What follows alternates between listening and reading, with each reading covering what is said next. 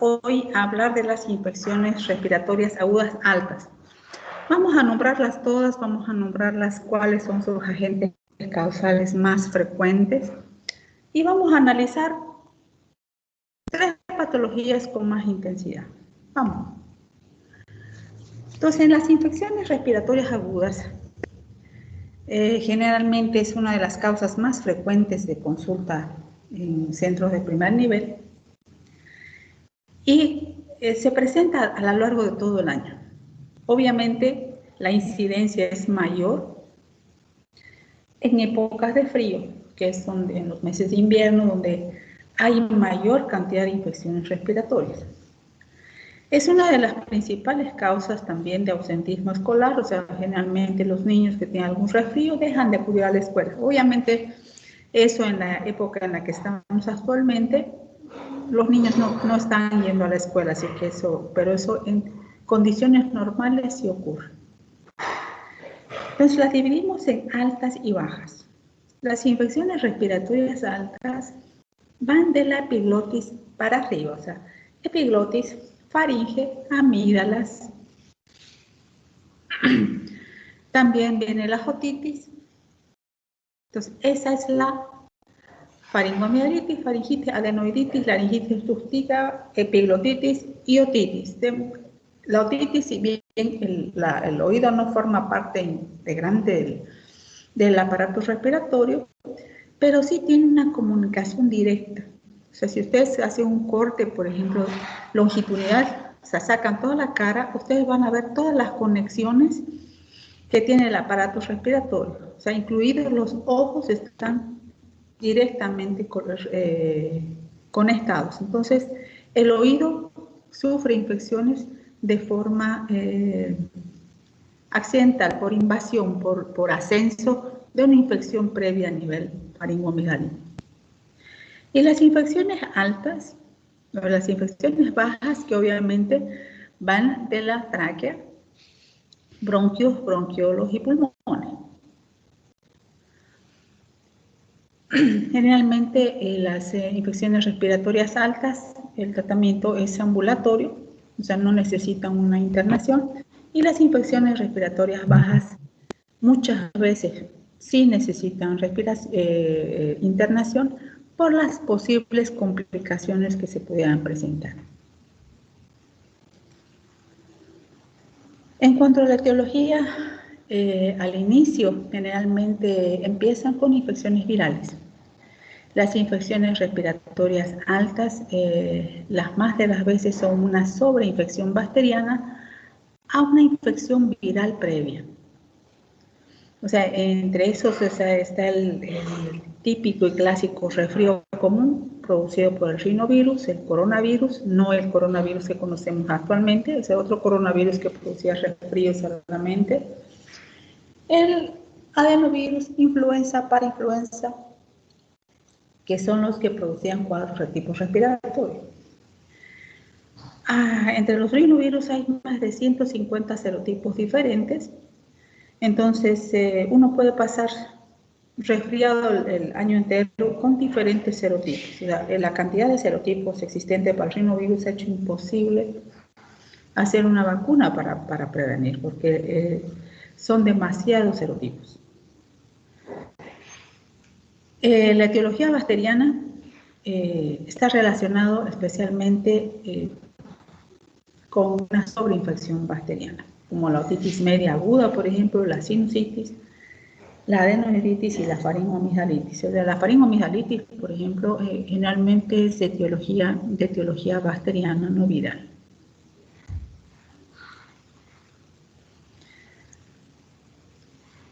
En todas estas patologías, el tratamiento debe ser oportuno para evitar las complicaciones que se puedan presentar.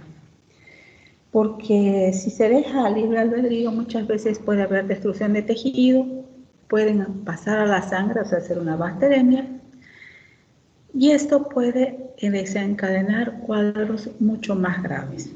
Entonces, todo va a depender de la virulencia con que ataque el agente patógeno, pero sí puede causar muchos cuadros demasiado graves.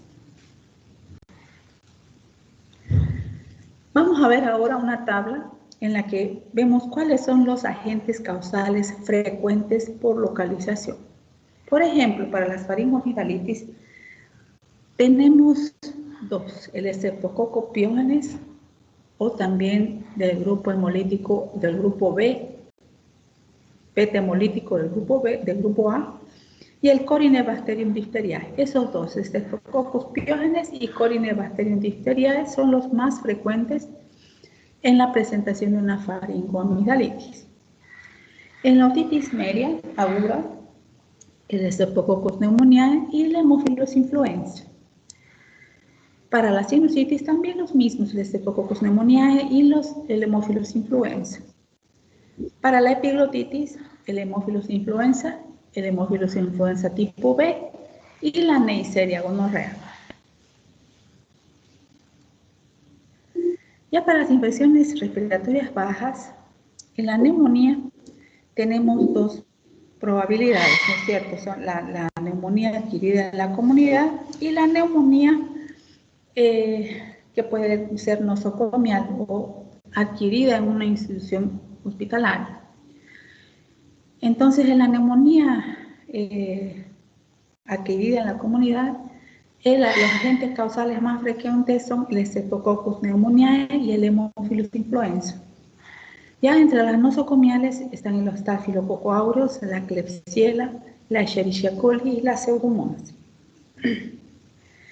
El absceso pulmonar, si bien no es una infección respiratoria propiamente, sí afecta el tracto respiratorio y al agente causal casi de la mayor parte de los abscesos a nivel de todo el organismo, el Staphylococcus aureus.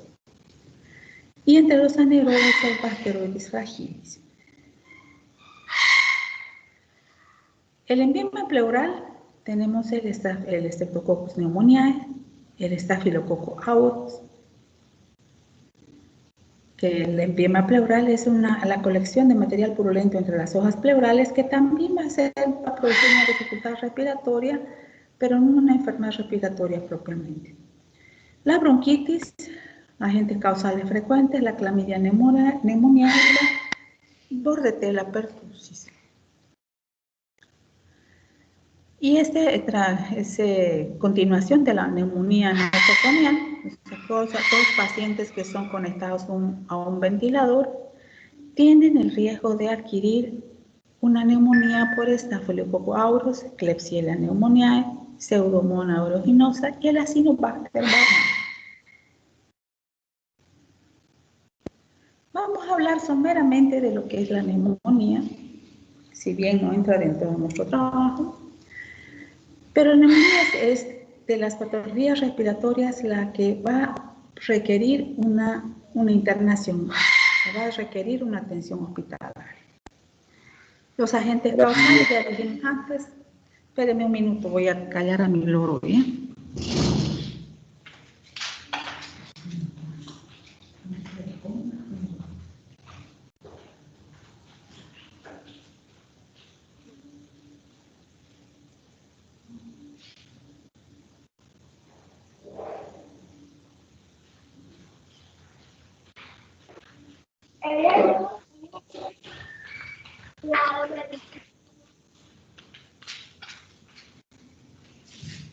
Entonces, tiene unas características en la sintomatología que no se les pueden perder. Una duda, ¿va a llegar para responder lista hoy día? Sí, yo he mandado y 10 les va a llegar, o ya debería haberse abierto. Sí, pero no llegó todavía. Voy a verificar, porque ya me he hecho la lista. Espérenme un minuto.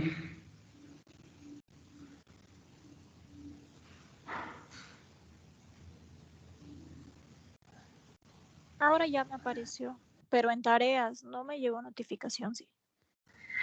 Es raro, pues normalmente debería llegar porque es para todos los alumnos.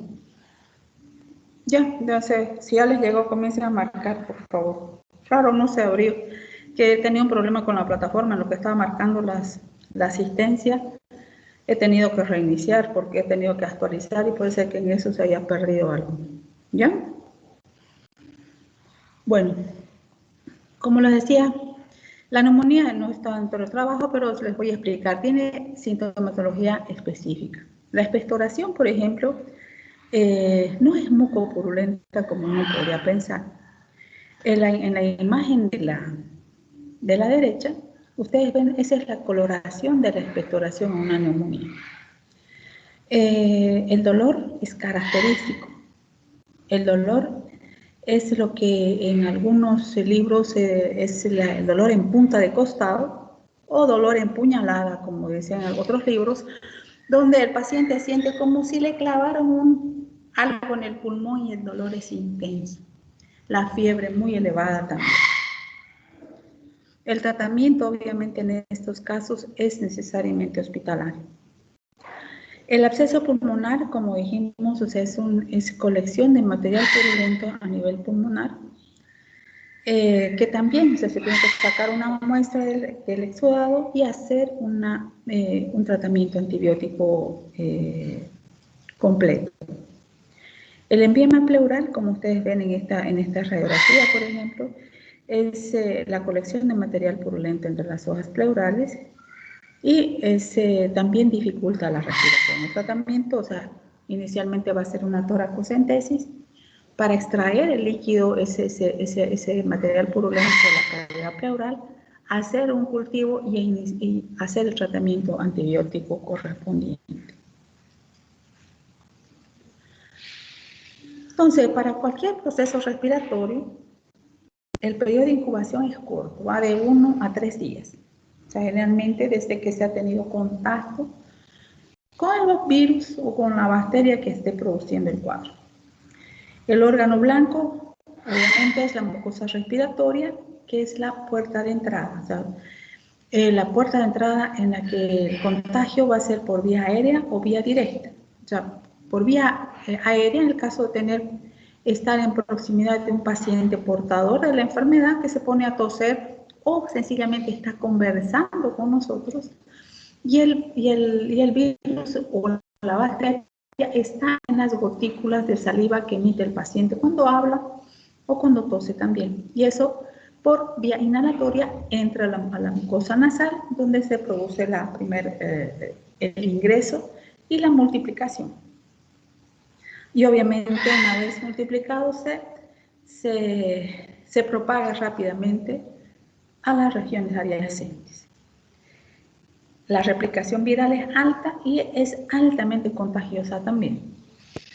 Esa es una vía de transmisión.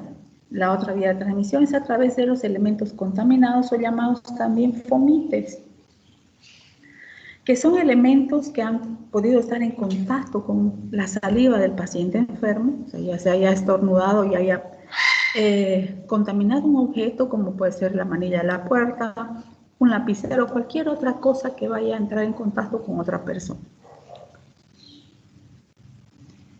Entre los niños, la infección más frecuente es el resfrío común o rinofaringitis aguda. En este caso, como les dije, la etiología principal, el principal causante del resfrío es el rinovirus. Le sigue en frecuencia el coronavirus. Son ambos los más frecuentes. El resfrío común no tiene una variedad bacteriana que produzca un resfrío común. Sí, las complicaciones son bacterianas. Se dice que cada paciente tiene en promedio de 5 a 8 infecciones al año. O sea, eso quiere decir que continuamente el paciente puede estar resfriado. La incidencia mayor es en niños menores de 2 años. Obviamente ustedes saben que el resfrío común, si bien es más frecuente en niños, puede dar a cualquier edad. El periodo de incubación va de horas y la duración de 3 a 7 días, porque el resfrío común es una enfermedad autolimitada, o sea, tiene un periodo de inicio y de finalización. Obviamente, tenemos que tener en cuenta lo siguiente: si bien el resfrío es autolimitado, las complicaciones adicionales bacterianas pueden hacer que ese cuadro se prolongue. Entonces, ¿qué pasa cuando hay un resfrío? O sea, hay una obstrucción de la vía aérea superior, hay obstrucción de las fosas nasales. Generalmente se acompaña de tos. Pues miren, ¿qué es la característica? La rinorrea es la característica principal del resfrío común. Al inicio es una rinorrea hialina, que quiere decir esto, que es como agua transparente, pero constante. Luego esa rinorrea puede cambiar de características y hacerse ligeramente amarillenta. Está acompañada, y esto es característico y la diferencia de una gripe, por ejemplo, que tiene otra etiología, la presencia de estornudos, o sea, es rinorrea, estornudos y tos, esa tos que el paciente no puede parar de toser. Es como si alguien metiera una pluma y empezara a hacer cosquillas en la faringe y el paciente tose, tose y tose y no puede dejar de toser. Y es una tos seca.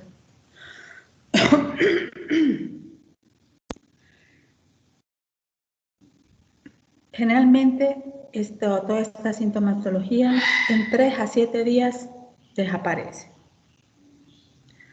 Al examen físico, lo que vamos a objetivar es, si vemos el examen orofaringeo, la congestión faríngea. O sea, vamos a encontrar la faringe enrojecida, no hay exudado y la presencia de la rinorrea. La sintomatología va a ir disminuyendo progresivamente hacia el 4.º día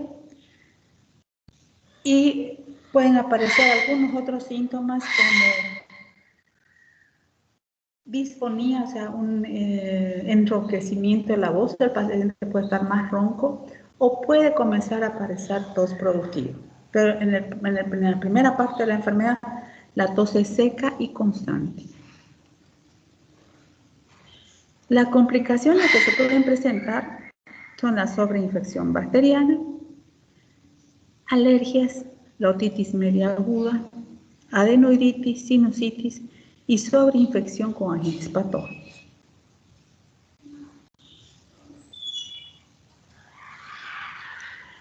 Diagnóstico diferencial con la bronquiolitis o una laringitis. Ay, vamos.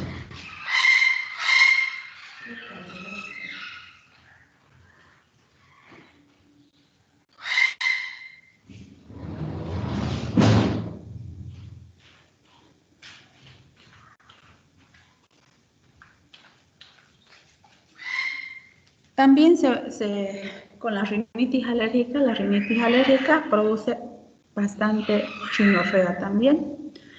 Coqueluche, que es la tos convulsa, o que también produce esa tos continua y tos seca. Con el sarampión también produce catarro, produce tos. Básicamente con esas podemos hacer el diagnóstico diferencial. El tratamiento en este caso es sintomático. El reposo es importante. El paciente debe estar bien hidratado. Si bien aquí se nombra que los antipiréticos en caso de fiebre, en realidad en el resfrío no llega a haber una fiebre elevada, es apenas una febrícula. Y si el agente causal es el rinovirus, es mejor dejar al niño con su febrícula.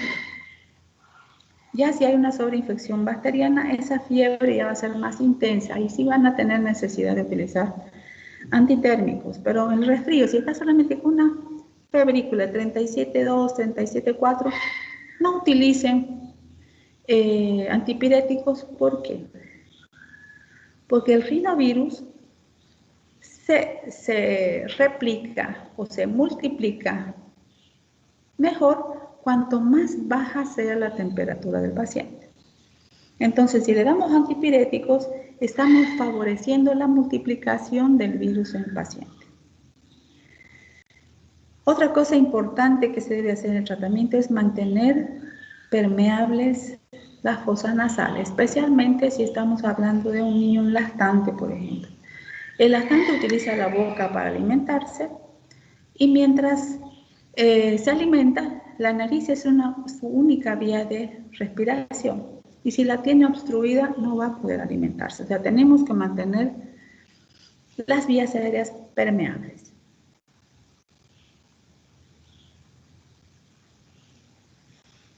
Eso es a nivel general lo que era un resfrío común, que afecta tanto la garganta como la nariz.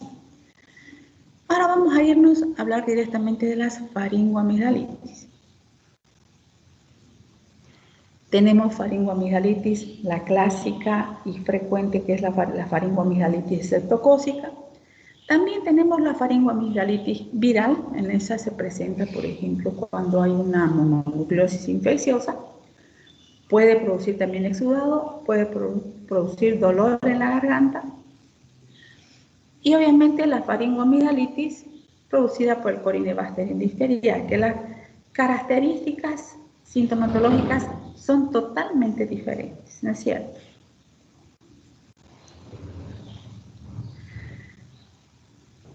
¿Por qué pienso que la faringoamigdalitis no es una sobreinfección bacteriana? O sea, no continúa un resfrío. Pues generalmente el paciente que presenta una faringoamigdalitis puede estar sano el día anterior y amanecer con fiebre muy elevada, dolor de garganta. Y esa es una de las causas principales. Es de presentación brusca. O sea, el paciente puede estar sano previamente y aparece de golpe la infección. Obviamente, como dije, en las infecciones faringoamigdalinas pueden ser bacterianas y virales. En menores de 3 años la etiología viral está presente, puede ser mayor, y en los mayores de 3 años la etiología bacteriana es la más frecuente. En el adulto, cualquiera de las dos. En las causas bacterianas, el estreptococo beta hemolítico del grupo A, del grupo C, micoplasma y algún otro tipo de estreptococo son los principales productores. Las causas virales, el rinovirus, el adenovirus, el virus de Epstein-Barr, ese es el que produce la mononucleosis infecciosa, el virus herpes, la gingivoestomatitis, el influenza, gripe o influenza, el coronavirus y el citomegalovirus. En la etiología de la una faringoamigdalitis, la causa más frecuente corresponde al estreptococo beta hemolítico del grupo A, porque es la presentación más frecuente y además la probabilidad de producir complicaciones graves, no necesariamente a nivel de tracto respiratorio, sino a distancia. Como le dije, lo clásico es inicio agudo, o sea, rápidamente se instala el cuadro de faringoamigdalitis, no hay catarro, o sea, no hay rinorrea. El dolor de garganta es intenso, la orinofagia, o sea, el dolor de garganta es intenso. Puede haber dolor abdominal, ocasionalmente puede presentarse cefalea, eso habitualmente se presenta también por la elevación térmica. Y la característica principal de la faringoamigdalitis septocócica es el exudado blanco, cremoso, no adherente. O sea que ustedes van a ver no una placa continua blanca que cubre toda la amígdala, sino pequeños puntos blancos distribuidos en la amígdala, que ustedes fácilmente pueden desprenderlos. También puede haber exantema con petequias en el paladar blando, que es el proceso inflamatorio que produce ese nivel. Y todo este cuadro está acompañado de adenopatía regional, generalmente la cadena cervical. Ustedes pueden palpar y van a encontrar los ganglios cervicales aumentados de tamaño y dolorosos a la movilización.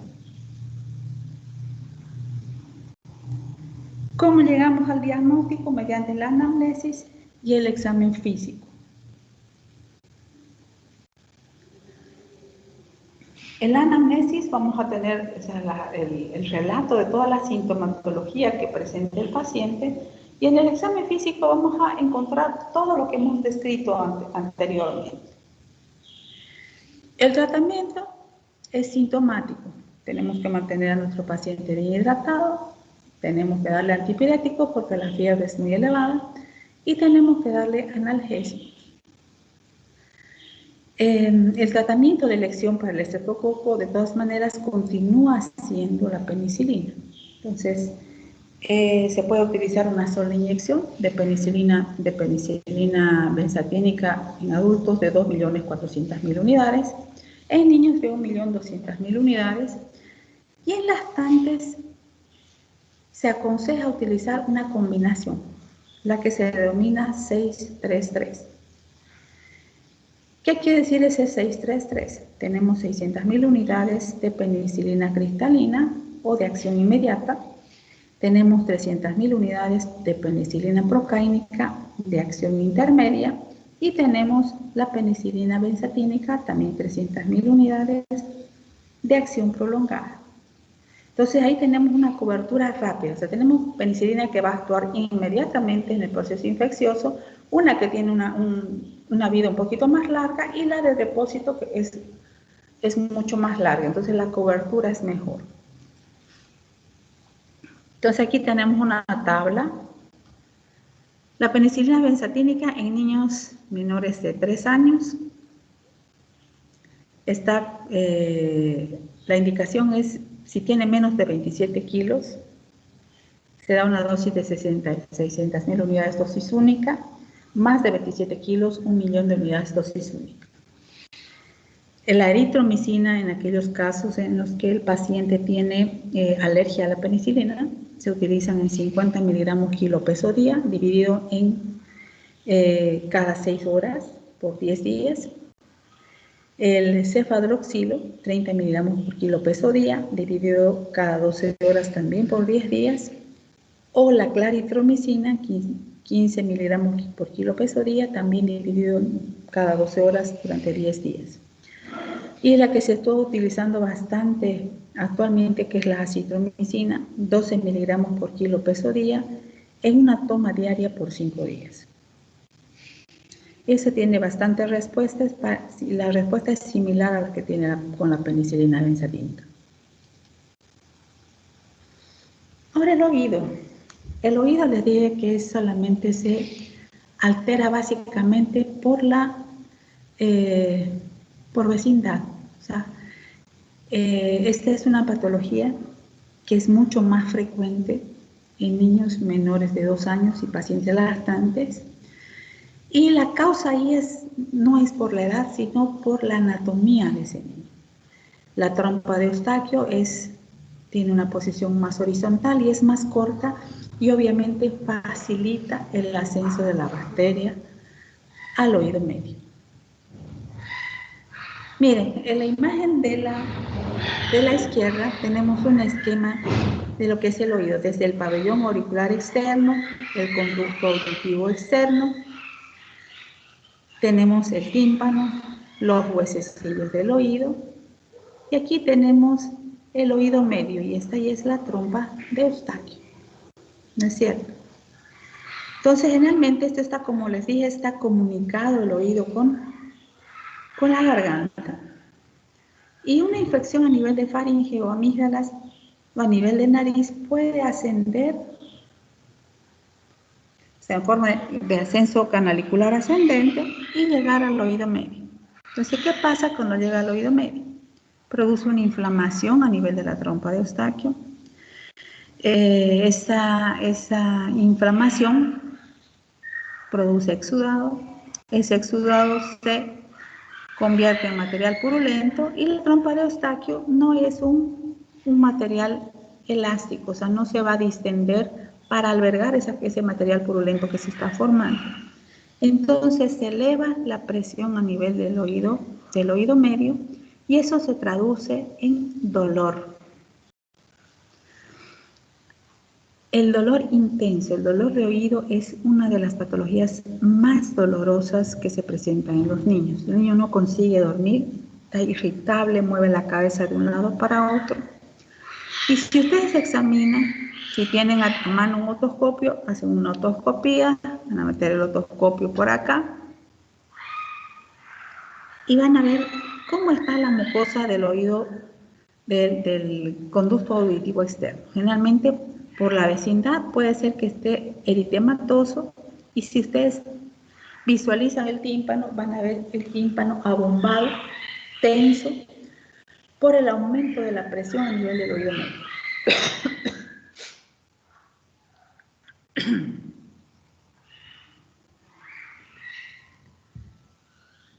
Y si no tienen un otoscopio, hay otra maniobra que ustedes pueden hacer.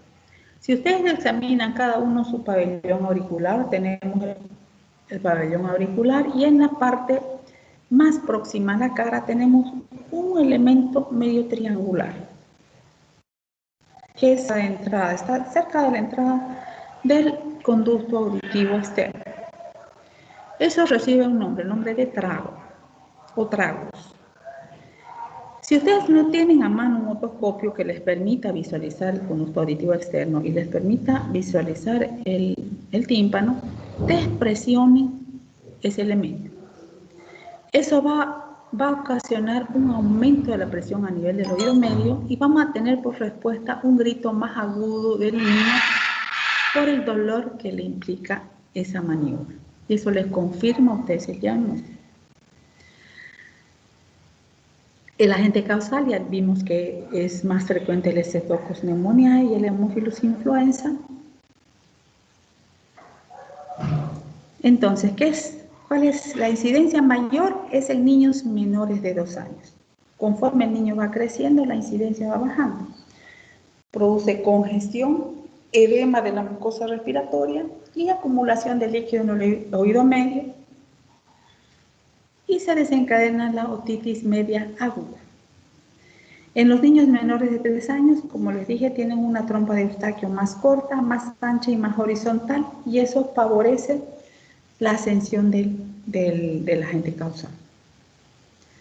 Un tercio de estas otitis media agudas son de origen viral y el resto son bacterianas, o sea, 2/3 son de origen bacteriano. ¿Qué es lo que vamos a hacer? O sea, lo que tenemos que evitar es que esa presión que se ejerce a nivel del tímpano por la acumulación del material purulento en el oído medio y trompa de Eustaquio, tenemos que evitar que ustedes saben que cualquier absceso busca una salida y la salida ideal para este absceso es a través del tímpano y muchas veces se produce una perforación del tímpano que obviamente va a aliviar el dolor, pero también puede producirle alteraciones auditivas a futuro a ese niño. Entonces, lo ideal, ¿qué es lo que debemos hacer? Tenemos que hacer una tímpanocentesis y con esa tímpanocentesis extraer la mayor cantidad de material que se pueda para minimizar la presión a ese nivel e iniciar el tratamiento antibiótico inmediato. O sea, tenemos primero que evitar que se presente esa complicación de la perforación del tímpano. Como ya vimos, el Streptococcus pneumoniae, el Haemophilus influenza y también podría ser agente causal la Moraxella catarrhalis. La clínica de este paciente, que ustedes tienen que verificar cuando estén atendiendo a ese niño, el niño va a estar irritable, no puede llorar, y llora constantemente, puede tener vómitos, el dolor de oído es intenso. Y generalmente se acompaña de un proceso respiratorio, puede ser un resfrío común, previo a toda la sintomatología actual. Como les dije, la otoscopía revela un conducto auditivo externo normal o congestivo, el tímpano abombado, eritematoso, opaco. La otoscopía neumática confirma el diagnóstico.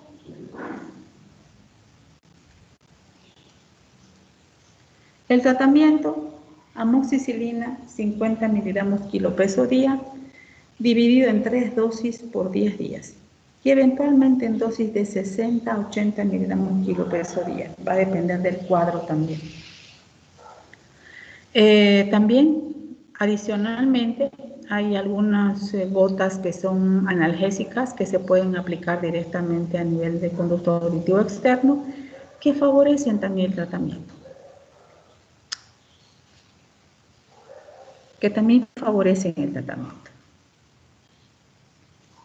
Y pasamos a la tercera patología respiratoria, que es la sinusitis. Esta es frecuente en el 5 a 10% de todos los niños con infección respiratoria alta. Generalmente se presenta, pueden tener causas anatómicas, pueden tener causas incluso propias del tratamiento que se realiza. Entre los factores predisponentes tenemos la rinitis alérgica. La rinitis alérgica estacional o perenne, hay pacientes que están continuamente con rinitis. Los cuerpos extraños intranasales es menos frecuente, aunque en niños, hay algunos niños que tienen tendencia a introducir objetos raros en la nariz. La etiología bacteriana más frecuente es el Streptococcus pneumoniae, la Moraxella catarrhalis y el Haemophilus influenza. Entonces, tiene sintomatología característica. Ningún paciente que tenga una sinusitis, al referirnos solamente lo que el paciente siente, automáticamente ustedes van a pensar en una sinusitis aguda. Entonces, primero tenemos una infección respiratoria aguda alta, de más de 10 días, sin mejoría, con congestión nasal y descarga nasal, tos diurna y nocturna, presente una halitosis, cefalea frontal o dolor facial. Claro, muchas veces solamente va a ser una cefalea frontal porque está afectando más que nada a los senos frontales, y el dolor facial es cuando la sinusitis está afectando todos los senos faciales, los etmoidales y los malares. Si el paciente está con un cuadro infeccioso, puede llegar a tener fiebre, una sinusitis aguda, puede llegar a tener fiebre de más de 39 grados y la descarga nasal purulenta. Al examen físico, poco específicos, la mucosa nasal eritematosa, puede estar ligeramente violácea, la descarga mucopurulenta en el meato medio, edema periorbitario, sensibilidad sinusal. O sea, si ustedes percuten, por ejemplo, la zona frontal, donde están ubicados los senos frontales, que están cerca de en la región periorbitaria, si ustedes percuten ahí en un paciente, la respuesta debe ser dolorosa, el dolor es intenso. Muchas veces el dolor comienza ahí, en la región periorbitaria, continúa por las alas de la nariz y se distribuye por toda la cara. Y una característica importante es, como les decía, la halitosis. Pues la sinusitis no es que el moco se haya detenido recientemente, es moco que está detenido de mucho tiempo. Y ese moco detenido, ¿qué va a producir? Va a producir, es un moco detenido, puede estar infectado secundariamente, entonces sale a través de los senos nasales, como les dije, todo está comunicado, sale a través de la boca y el paciente tiene un aliento fétido, pero es por esa mucosa detenida en los senos.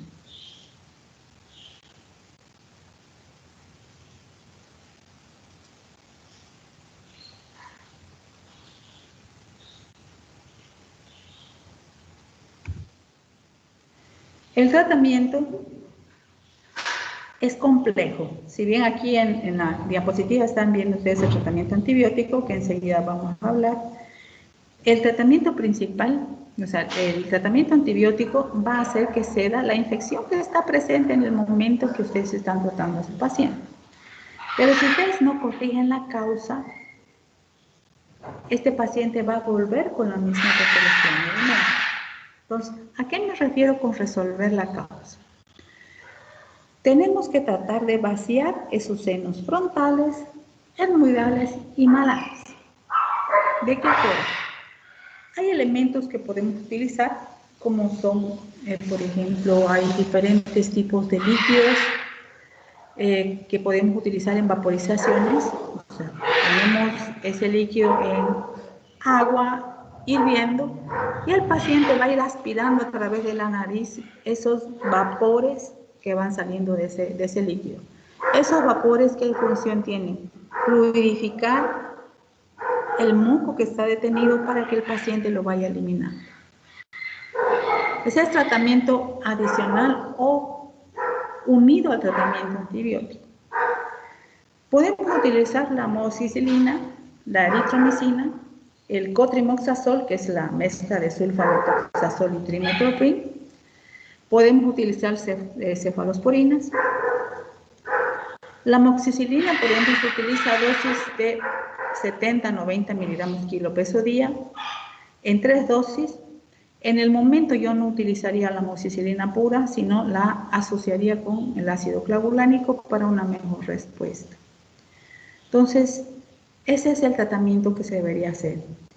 Si el paciente tiene causas anatómicas, porque las causas anatómicas que pueden producir una sinusitis son, por ejemplo, el desvío de tabique, las adenoides demasiado hipertróficas. Entonces, el hacer una cirugía de adenoides o hacer una cirugía reparadora de tabique para que esas secreciones no se sigan acumulando.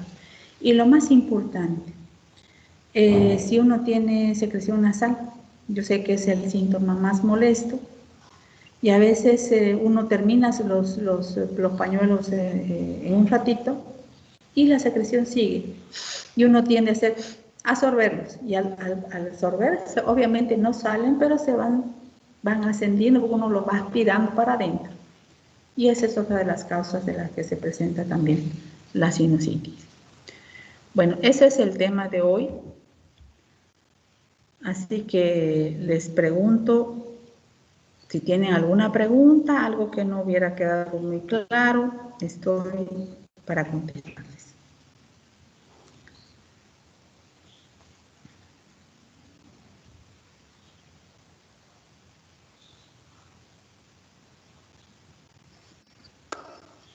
Todo claro, doctor. Todo claro, doctor. Ok.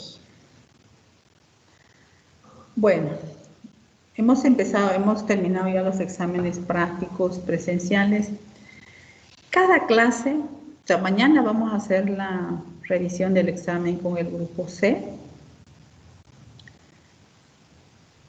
Y les voy a dar sus notas también. Igual con el jueves y viernes. Les voy a leer todas sus notas y vamos a revisar los exámenes. O sea, no es vamos a revisar, les voy a poner los casos clínicos y los vamos a resolver en el aula. Hoy voy a subir una nueva tarea.